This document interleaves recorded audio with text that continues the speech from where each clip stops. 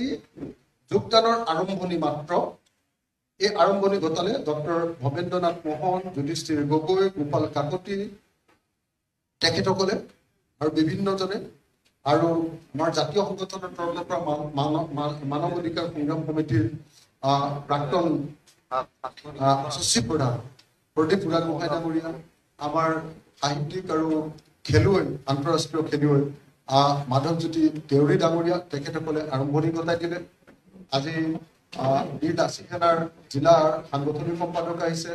আজি আমাৰ সনাতন বীৰ হিন্দু সেনা, আপোনালোকে নামটো শুনিলে নিশ্চয় ধৰিব পাৰিছে যে তেওঁলোক বিজেপিৰ ফ্ৰণ্টেল অৰ্গেনাইজেশ্যন।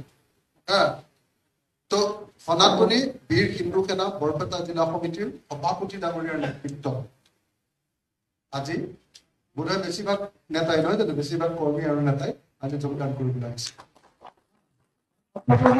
যে বিজেপিয়ে যদিও হিন্দু মানুহৰ কাৰণে কাম কৰিম বুলি কৈছিলে, তেখেতসকলে হিন্দু মানুহৰ আকাংক্ষা প্ৰতিফলিত কৰা হৈছে। সেইকাৰণে 2024 চনে আমাক এইটো আঙুলিয়াই দি দিলে যে হিমন্ত বিশ্ব শৰ্মা অজেয় নহয়।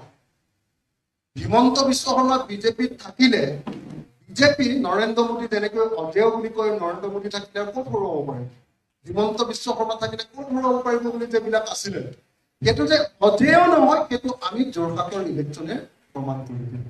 লোকসভা নিৰ্বাচন কৰিলো নে নাই? আমি এবাৰ ভিডিঅ' অংশমঞ্চই প্ৰমাণ কৰি দিলো পৃথিৱীৰ যোন শক্তি আহিলেও গোটেই চৰকাৰখন বহি ল'লেও আমি তেওঁলোকক পৰাজিত কৰিব পাৰোঁ।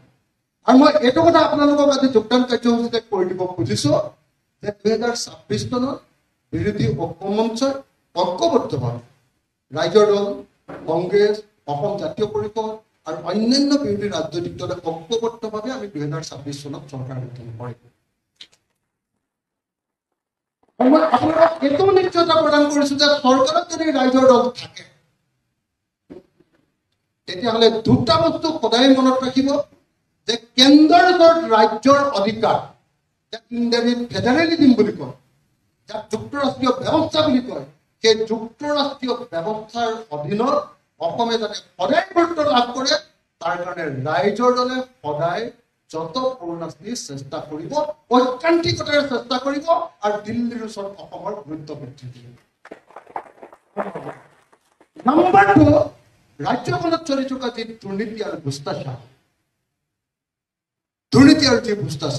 এই দুৰ্নীতি ভ্ৰষ্টাচাৰ যাতে কণ্ট্ৰলত থাকে তাৰ কাৰণে ৰাইজৰ দল যদি চৰকাৰত থাকো, আমি নিশ্চিত কৰি ক'ব খুজিছো যে ৰাইজৰ দল যদি থাকো, 1 নম্বৰ কথাটো আকৌ ক'লো, দিল্লীৰ ওচৰত ৰাজ্যৰ অধিকাৰ বৃদ্ধি কৰিবৰ কাৰণে কাম কৰা হ'ব, নম্বৰ 1।